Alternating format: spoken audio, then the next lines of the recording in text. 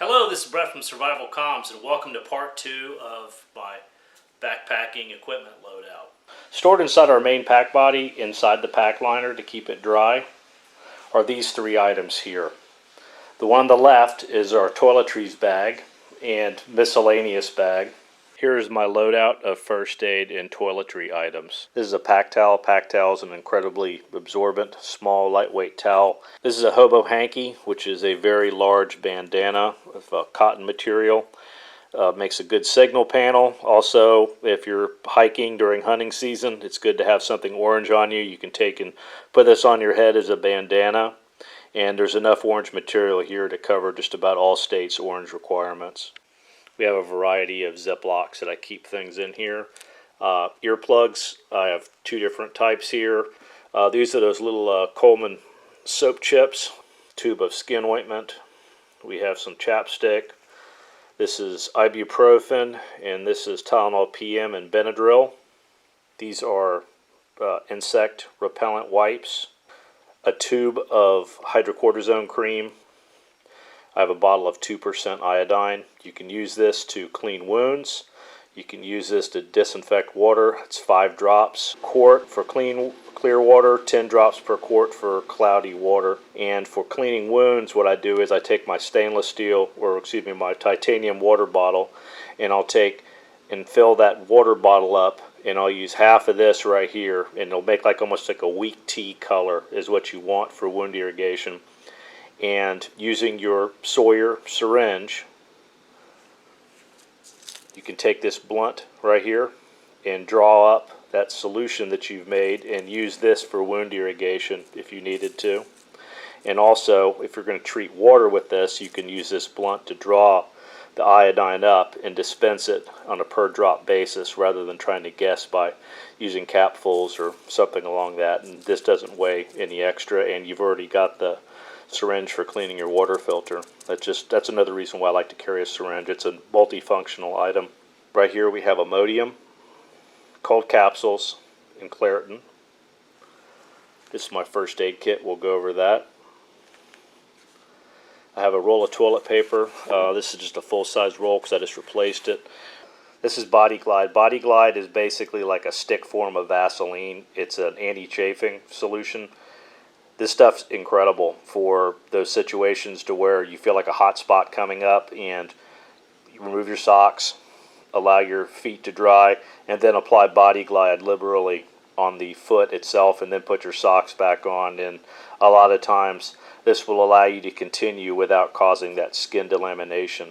And over here we have these little towels in here, and I carry a whole pill bottle full of those, and these things are awesome. I'll give you a demonstration. Just throw that in some water, and you can see the towel plump up. Now you can see that it's soaked up that little bit of water we had in there. And you could take your Camelback and dribble water on one of these in your hand, and that gives you enough moisture to hydrate this towel. And you can see the size of this thing, and it's actually very durable.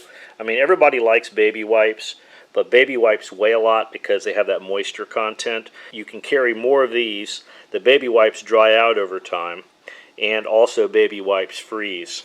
And I know that it's if you like wiping your butt with index cards, baby wipes are for you in a freezing environment. If you don't, I don't recommend baby wipes. These are the contents of my small first aid kit, my boo-boo kit. Starting here, we have 6 2x2s. We have 1 large adhesive dressing.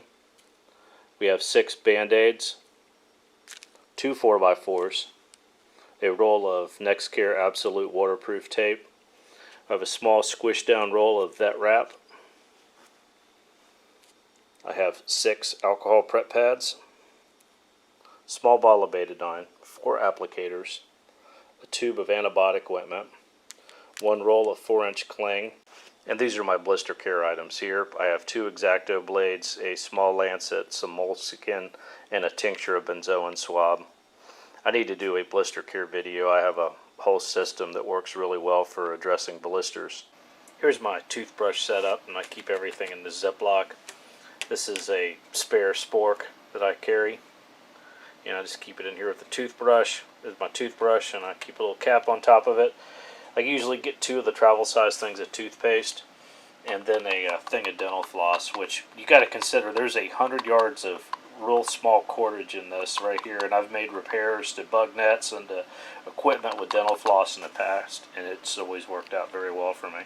Here's a couple hygiene items that I just added to my inventory, and they're things that I haven't had in the past and wish I did have with me, but I do now.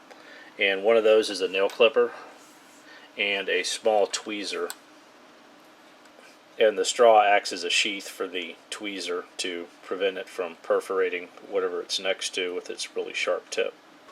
And here's our toiletries kit, package for transport here.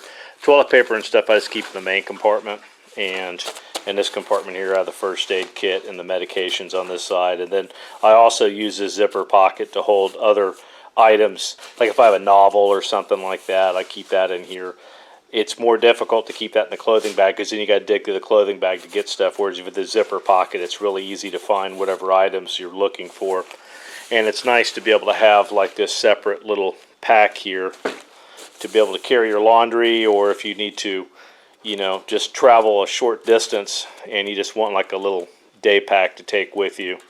It's pretty handy for something like that. In the middle is our clothes bag. This is my clothing loadout. If I'm going to carry more than this, I may add an additional pair of hiking socks and maybe an additional t-shirt to the loadout with this pack, and that would be fine if I was going to go a little bit longer. For like a winter loadout, which is what I define a winter loadout is temperatures below freezing for the entire duration of the trip. I have a winter pack because I'm going to end up carrying a larger sleeping bag, and I want to have a pack that carries a larger load more comfortably. I have a pair of running shorts for camp, an extra pair of underwear. I have an extra pair of hiking socks, which a hiking sock for me is I use a Terramar liner, and then these are Carhartt liners, and I'll also use a Smart Wool liner with the Terramar liner. And I prefer to have like 2 liner socks to act as like a sock system rather than wear an individual sock or a thicker hiking type sock. I have a thicker hiking type sock here, which these are my socks for night for around camp. This is a long sleeve t-shirt for camp. This is a pair of Capline long underwear bottoms. This is a wool zipper top. This is a stuff sack, which is just a Go Light sil nylon stuff sack. I have a pair of the wool fingerless gloves, a net gaiter, and then a fleece beanie. Here's my clothing loadout package for transport. I'll use it for 4 seasons down here in my environment in the south. This is the way I pack my pack. Put our insulated poncho inside of our pack liner. Clothes bag goes in next. Top of that is our toiletries and miscellaneous bag. Now I take my wet weather liner and roll it down. Stored on top of our items inside of our pack liner, we have our food bag and our shelter system. Let's talk about what's in the food bag. Food in your food bag. Food is one of those things that's very, very subjective. I did a video in the past on Bugout bag food, and I'll put a sticker up here. And for an 11-minute video, it's pretty comprehensive. We talk about caloric density, and we talk about how to determine your calorie needs and the calorie values of different types of commonly available foods that you may use for backpacking or for survival, etc. Now, all these foods here are simple to prepare, or they're foods that are ready to eat right out of the package. Trail mix Gorp is awesome.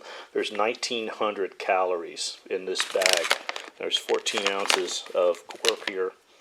And, you can make your own Gorp. You can buy the Walmart Gorp. It really doesn't matter. But, for a survival type of thing, an Nalgene bottle full of Gorp will keep you going for a doggone 2 or 3 days. You want to bring several Ziplocs. One large Ziploc is going to be your garbage bag, because in a backpacking environment, you have to pack everything out. This is my food bag. My food bag is a Sea to Summit Cordura dry bag. Here's my bear bag line, which is 40 foot of 5mm cord with a small carabiner on it. And this is also multi-purpose. What's nice about this bag is the way I've got it rigged up here. It basically, the rope just pays out just like that, so I can throw this over a branch, and also I can double this around an anchor, and using my hammock webbing, which is the mule tape and the carabiners, I can set up a emergency rappel if I had to do that, or I could lower my pack, hoist objects. I mean, there's a lot of stuff you can do by having this cordage. You know, going off the edge with something like this is very sketchy. This is something that would only be in an extreme circumstance.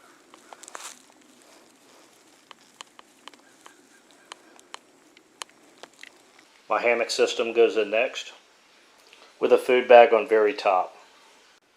This is all the equipment laid out that is carried outside of the main pack body. Starting here at the left, and this is the left hip belt pocket, I have my headlamp, a notepad with a small pencil, my compass, and I'll also put my map inside the Ziploc there. I have a lighter, and it's tethered to a fishing kit, believe it or not. And what's nice about this is that oftentimes this will end up being a pocket carry, and it's easy to do self-inventory by feel with something larger than the lighter itself stuck to it. So that's the reason why it's tethered to that. It's a lot harder to lose larger objects than it is smaller objects and to misplace them, in my experience. And this is a bottle of hand sanitizer.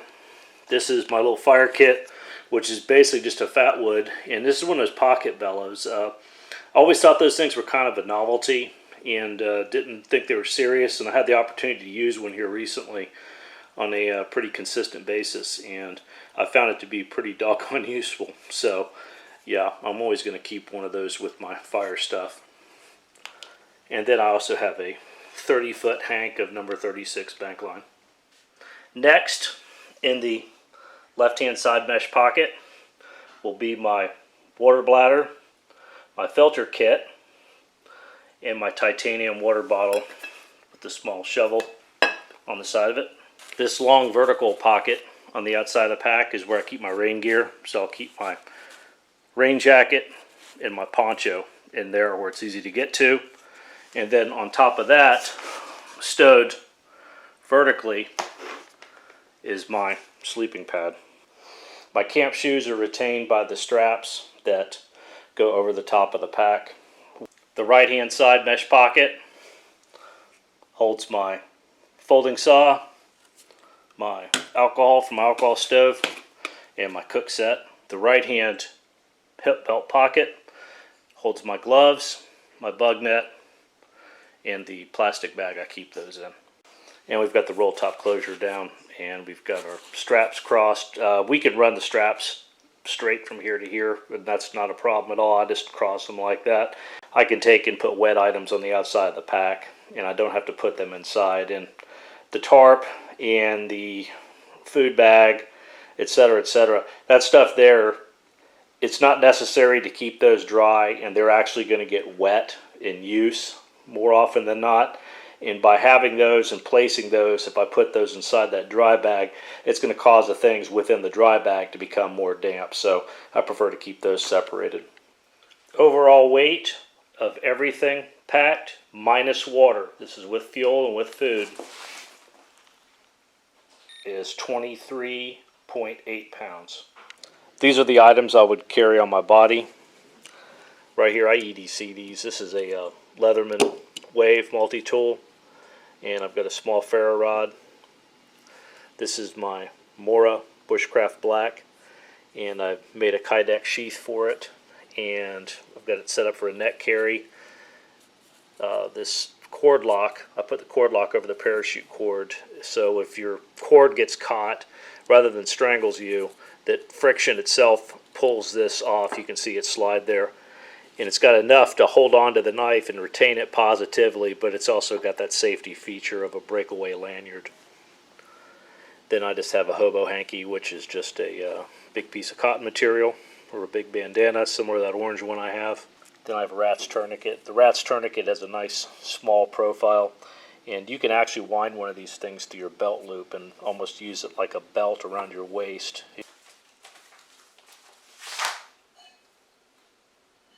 if you chose to carry it like that. And it's easy to get on and off in that configuration also. And an old school battle dressing. Then this is my smartphone. I would carry that or my primary communications method on or about my person. And this is the lime green bag. I would put like my wallet in here and cash, credit card, stuff like that, along with the items we're going to go over right now. Here are the contents of the lime green dry sack. We have the lime green dry sack.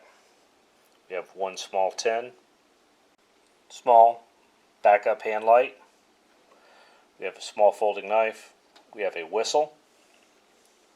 We have two X-Acto blades. We have a Fresnel lens. We have a steel signal mirror with a very sharp spine. 6 feet of duct tape around an old key card. 2 Ranger bands. We have a small sewing kit with a number 19 sail needle and smaller needles with thread, and then some heavy duty thread. We have a 14 gauge sail needle. We have a small hank of dummy cord. We have a assortment of safety pins. We have a backup compass. It's actually a good compass. I really like these. P38 can opener, 2 Tender Quicks, a Bic lighter, 2 alcohol prep pads, and 4 wire ties. And yes, everything does fit into the tin. And you can see that these items, when closed up, fit into the lime green bag. It's easy to see that my loadout could be considered by many to be full of comfort items, and that's certainly true, especially when it comes to the hygiene items and a lot of the what-if items. And that seems to be a pretty constant theme in the ultralight backpacking, is the deletion of what-if items and comfort items in the overall goal of saving weight. I'm personally not comfortable with leaving behind a lot of what-if items. I mean, there comes a limitation to where it's kind of silly to have 5 flashlights, and I think you understand where I'm going with that. But it's important to remember that this is just a smaller part of a bigger picture, and that what we went over here is just your existence module, your existence loadout, or your existence load. That is the module that is going to keep you warm, dry, hydrated, fed, and clean in an austere environment. For an experienced individual looking at my loadout, there's certain items in there that you could substitute for other items and save weight, and I see maybe saving 2 or 3 pounds overall. And this is with going with items that aren't like Gucci items, like a $300 backpack or a $200 tarp, just in an effort to save weight. A perfect example of this is one of my viewers brought up. This is what he uses for water filtration and for drinking water. And that's just using a 1-quart smart water bottle and putting a Sawyer squeeze on the end of it. And this is extremely popular with the thru hiker set, and for good reason, because it's extremely practical. And once these containers become unserviceable, it's a simple matter of just replacing this. And you can thread this onto a 2-liter bottle if you wanted to. And you know, adopting a system like this is going to save you 1.5 pounds in the loadout because of the deletion of the hydration bladder, the deletion of the bulk water container, and the deletion of the hose and other apparatus to hook it all together. The demerits of a system such as this are you lose the convenience of using a hydration bladder, and you're reducing your bulk water collection capability. And this is why it's extremely important for you to weigh the merits and demerits of the items you select for your backpacking loadout, and actually test your selections in the field and find out what works for you. I hope this helps. Thank you for watching. This is Brett from Survivalcomms. Till next time.